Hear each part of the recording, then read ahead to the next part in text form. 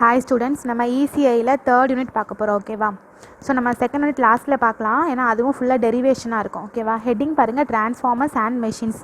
Transformers பற்றியும் அப்புறம் அதோட மெஷின்ஸ், டிசி மிஷின்ஸ், ஏசி மிஷின்ஸை பற்றியும் நம்ம பார்க்க போகிறோம். ஓகேவா? ஸோ ஃபஸ்ட்டு ஹெட்டிங் பாருங்கள், லெக்சர் 1. சரியா? டிரான்ஸ்ஃபார்மர்னால் என்ன அப்படின்னா, இது ஒரு எலக்ட்ரிக் மெஷின். ஓகேவா? ஸோ எலக்ட்ரிக்கல் எனர்ஜியை ஒரு சர்க்கியூட்லேருந்து இன்னொரு சர்க்கியூட்டுக்கு ட்ரான்ஸ்ஃபர் பண்ணுறதுக்கு தான் இதோட வேலை. சரியா?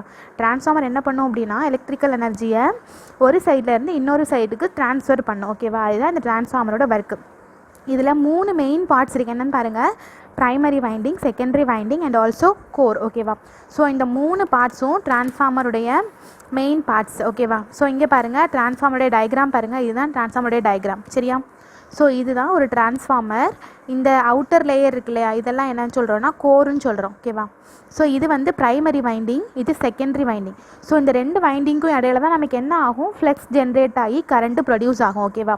ஸோ இதுதான் நம்ம என்ன சொல்கிறோம், டிரான்ஸ்ஃபார்மர்னு சொல்கிறோம். இப்போ இதோட ஆப்ரேஷன் பார்க்கலாம்.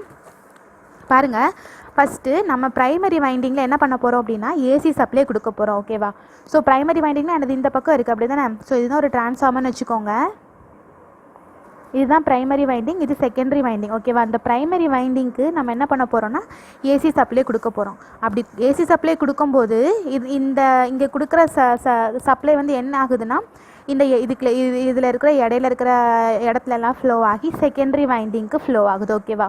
ஸோ இந்த வைண்டிங்ஸை வந்து எப்படி வந்து ஊன் பண்ணியிருப்பாங்க அப்படின்னா, காப்பர் அயான் கோரால் நம்ம என்ன பண்ணியிருப்பாங்க, ஃபுல்லாக சுற்றி இருப்பாங்க. ஓகேவா?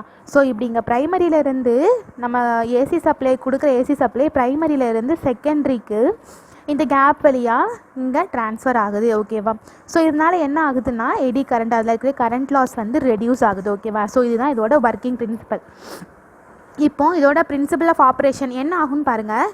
இது என்ன பிரின்சிபலில், டிரான்ஸ்ஃபார்மர் வந்து மியூச்சுவல் இண்டக்ஷன் அப்படிங்கிற பிரின்சிபலில் ஒர்க் ஆகுது. ஓகேவா? நம்ம எப்போ வந்து ப்ரைமரி சைடில் வந்து சிங்கிள் ஃபேஸ், அதாவது ப்ரைமரி சைடில் ஏசி சப்ளை கொடுக்குறோம் அப்படின்னா, அந்த டைமிங்கில் அந்த 2 வைண்டிங்க்கும் இடையில ஒரு ஃப்ளெக்ஸ் ஜென்ரேட் ஆகும். ஓகேவா? ஃப்ளெக்ஸ் ஜென்ரேட் ஆகி அது ஃபுல்லாக கோர் ஃபுல்லாக ஸ்ப்ரெட் ஆகி செகண்டரி வைண்டிங்க்கு உள்ளே ஃப்ளோ ஆகுது. ஓகேவா? ஸோ இதனால் என்ன ஆகுதுன்னா, அதில் உருவாகிற ஃப்ளெக்ஸ் வந்து நம்மளோட ப்ரைமரி வைண்டிங்கையும் செகண்டரி வைண்டிங்கையும் கட் பண்ணுது. So according to Faraday's mutual induction நமக்கு அந்த இடத்துல ஒரு இஎம்எஃப் இன்டியூஸ்ட் ஆகுது. ஓகேவா? ஸோ இந்த இஎம்எஃப் இன்டியூஸ்ட் ஆகிறதால நமக்கு அந்த இடத்துல கரண்ட் ஃப்ளோ ஆகி ப்ரைமரியிலேருந்து செகண்டரிக்கு எனர்ஜி வந்து ட்ரான்ஸ்ஃபர் ஆகுது. இதுதான் இதோட ஆப்ரேஷன். ஓகேவா? இப்போது 2 டைப் ஆஃப் டிரான்ஸ்ஃபார்மர் இருக்குது. Step down transformer, step up transformer. சரியா? இப்போ ஸ்டெப் டவுன் டிரான்ஸ்ஃபார்மர் என்னென்னு பாருங்கள். If number of turn in secondary winding is less than the primary winding, அதாவது செகண்டரி வைண்டிங் வந்து எப்படி இருக்கும் அப்படின்னா, less than the primary winding, அதோட செகண்டரி வைண்டிங்கில் விட கம்மியாக இருந்துச்சு அப்படின்னா அதை நம்ம என்ன சொல்கிறோன்னா, ஸ்டெப் டவுன் டிரான்ஸ்ஃபார்மர்னு சொல்கிறோம். ஸ்டெப் டவுன் டிரான்ஸ்ஃபார்மருக்கு டயக்ராம் பாருங்கள். இந்த பார்த்தீங்களா? ஸோ செகண்டரி வைண்டிங்கில் வந்து வைண்டிங்ஸ் நிறைய இருக்குது, ப்ரைமரி வைண்டிங்கில் கம்மியாக இருக்குது. ஸோ இதுதான் செகண்டரி, இதுதான் என்ன சொல்கிறோன்னா ஸ்டெப் டவுன் டிரான்ஸ்ஃபார்மர்னு சொல்கிறோம். இப்போது இப்படி இருக்குன்னு வச்சுக்கோங்க டயக்ராம். இப்போ பாருங்கள், இது ப்ரைமரி வைண்டிங், இது செகண்டரி வைண்டிங். ஆனால் செகண்டரி வைண்டிங்கில் வைண்டிங்ஸ் தான் ஒன்றும் கிடையாது, இந்த சுற்றி இருக்குல்ல, இதுதான் நம்ம என்ன சொல்கிறோம், வைண்டிங் சொல்கிறோம். ஸோ செகண்டரி வைண்டிங் கம்மியாக இருந்து ப்ரைமரி வைண்டிங்கில் வந்து ப்ரைமரி சைடில் வந்து வைண்டிங் அதிகமாக இருந்துச்சு அப்படின்னா இதை நம்ம ஸ்டெப் அப் டிரான்ஸ்ஃபார்மர்னு சொல்கிறோம். புரியுதா? ஓகேவா? So next ideal transformer. Ideal transformer என்னென்னு பாருங்கள். இதுவும் என்ன தான், ஒரு எலக்ட்ரிக் மிஷின் தான். இதுவுமே என்ன பண்ணுது அப்படின்னா, எலக்ட்ரிக்கல் எனர்ஜியை ஒரு சர்க்கியூட்டில் ஒரு எண்ட்லேருந்து இன்னொரு சர்க்கியூட்டுக்கு ட்ரான்ஸ்ஃபர் பண்ணுது. ஓகேவா? இதை என்ன சொல்கிறோம், ஐடியல் டிரான்ஸ்ஃபார்மர்னு சொல்கிறோம். இதோட கேரக்டரிஸ்டிக்ஸ் பாருங்கள். No winding resistance, no leakage flux, no core loss. ஓகேவா? ஸோ கன்ஸ்ட்ரக்ஷன் பாருங்கள், 2 டைப்ஸ் ஆஃப் கன்ஸ்ட்ரக்ஷன் இருக்குது டிரான்ஸ்ஃபார்மரில். ஒன்று கோர் டைப் டிரான்ஸ்ஃபார்மர், இன்னொன்று ஷெல் டைப் டிரான்ஸ்ஃபார்மர். சரியா? ஸோ இது பாருங்கள், first core type transformer. Core வந்து அவுட் சைடில் இருக்கும். ஓகேவா? ஸோ கோர் வந்து எப்பயுமே ஒரு ப்ரைமரி அண்ட் செகண்டரி வைண்டிங்கை சுற்றி அவுட் சைடில் இருக்கும். அதோட ஷெல் வந்து எப்படி இருக்கும்னா, ப்ரைமரி வைண்டிங்க்கும் செகண்டரி வைண்டிங்க்கும் இந்த 2 எண்ட்லையும் இருக்கும். ஓகேவா? அந்த வைண்டிங்ஸ் வந்து வெளிப்பக்கமாக இருக்கும். ஆனால் இந்த ஷெல் டைப்பில் பாருங்கள், உள்ளுக்குள்ளேயே ப்ரைமரி வைண்டிங்கும் செகண்டரி வைண்டிங்கும் வந்துடும். இது 2ஐயும் கனெக்ட் பண்ணி நமக்கு இங்கே வைண்டிங்ஸ் கொடுத்துருப்பாங்க. ஓகேவா? ஸோ இங்கே பார்த்தீங்கன்னா அந்த 2 ஷெல்க்கு வெளியே நமக்கு என்ன ஆகும், ஃப்ளெக்ஸ் ஜென்ரேட் ஆகும். இங்கே வந்து உள்ளே வந்து ஒரே ஒரு பார்ட் தான் இருக்குது, இதை சுற்றி மட்டும்தான் நமக்கு இங்கே ஃப்ளெக்ஸ் ஜென்ரேட் ஆகும். ஓகேவா?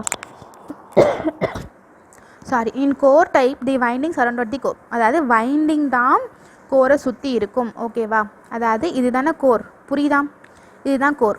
ஸோ இந்த வைண்டிங் வந்து கோரை சுற்றி இருக்கும். ஓகேவா, இதில் பாருங்கள் இதுதான் கோர், வைண்டிங்கை சுற்றி இது வைண்டிங் அப்படி தானே. ஸோ வைண்டிங்கை சுற்றி நமக்கு அவுட் சைடில் ஒரு கோர் இருக்கும். இதுதான் ஷெல் டைப். ரெண்டுக்கும் வித்தியாசம் புரியுதா. ஸோ இதுதான் 2 டைப்ஸ் ஆஃப் டிரான்ஸ்ஃபார்மர். நெக்ஸ்ட்டு அதில் செவரல் டைப்ஸ் இருக்குது. ஓகேவா, இப்படி இருக்கலாம் இப்படி இருக்கலாம், இது எல்லாமே செவரல் டைப்ஸ் ஆஃப் டிரான்ஸ்ஃபார்மர். ஓகேவா, ஒரு கிராஸ் செக்ஷன் டைப் மட்டும் மாறும். இது வந்து ஸ்கொயர் டைப்புன்னு சொல்லுவோம், இது ரெக்டாங்கல் ஷேப், இது வந்து ஸ்டெப்ஸ் ஃபார்மேட்டில் இருக்கிறதால ஸ்டெப்ட். ஓகேவா, ஸ்டெப் டிரான்ஸ்ஃபார்மர். நெக்ஸ்ட்டு பாருங்கள் coil of core type transformer, அதாவது கோர் டைப் டிரான்ஸ்ஃபார்மரில் எப்படி இருக்குன்னு பாருங்கள். And primary and secondary winding core type number of layers இருக்கும். ஓகேவா, இது நமக்கு ரொம்ப இம்பார்ட்டன்ட் கிடையாது, நான் ஜஸ்ட் எக்ஸ்பிளைன் பண்ணுறேன், புரிஞ்சுக்கோங்க. கோர் டைப்னா என்ன அப்படின்னா இதில் வந்து நம்பர் ஆஃப் லேயர்ஸ் வந்து, அதாவது வைண்டிங்கை சுற்றி கோர் இருக்கும். இது எது ஷெல் டைப்பில், நம்ம ஆல்ரெடி சொன்ன மாதிரி ஷெல் டைப்பில் அவுட் சைடில் தான் இதில் என்ன இருக்கும்னா, இந்த நான் சொன்னேன் இல்லையா, அவுட் சைடில் தான் நமக்கு கோர் இருக்கும், அதுக்குள்ளக்க ஷெல் இருக்கும். ஓகேவா, வைண்டிங்கை சுற்றி நமக்கு கோர் இருக்கும். ஓகேவா, so next topic EMF equation of a transformer. ஓகேவா, ஸோ இப்போது பாருங்கள் ஒரு கிராஃப் நம்ம கன்சிடர் பண்ணிக்கலாம். இது வந்து டோட்டல் டி, ஒரு சைக்கிளுக்கு எடுத்துக்கிற டைம். ஸோ இதுதான் என்னென்னா πm, அதாவது மேக்ஸிமம் ஃப்ளெக்ஸ். ஸோ ஹாஃப் சைக்கிளுக்கு பை, ஃபுல் சைக்கிளுக்கு வந்து 2π.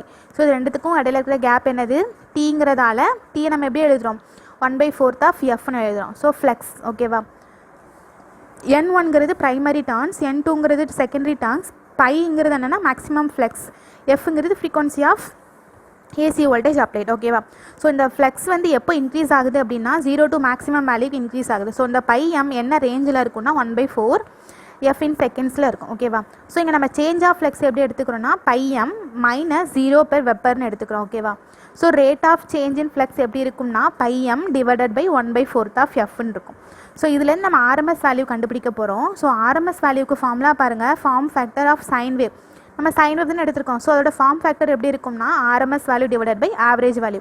நம்ம அந்த ரெண்டு வேல்யூவும் கால்குலேட் பண்ணும்போது நமக்கு ஒரு கான்ஸ்டன்ட் வேல்யூ கிடைக்கும், தட் இஸ் 1.11. ஓகேவா, ஸோ இதை யூஸ் பண்ணி ஆர்எம்எஸ் வேல்யூ எங்கே கொண்டு போயிருங்க. ஸோ ஃபார்முலாவை ரீஅரேஞ்ச் பண்ணோம் அப்படின்னா RMS value that is equal to இந்த வேல்யூ அப்படியே சப்ஸ்டியூட் பண்ணுங்கள். ஸோ இந்த ஈக்குவேஷனில் இது மேலே போயிட்டு அப்படின்னா 4πmனு மாறிடுமா, அதை தான் நம்ம இங்கே எழுதியிருக்கோம். ஓகேவா, ஸோ 4πm × 1.1. ஸோ நமக்கு ஆர்எம்எஸ் வேல்யூ எவ்வளோ கிடைக்கும் அப்படின்னா 4.44 fπm.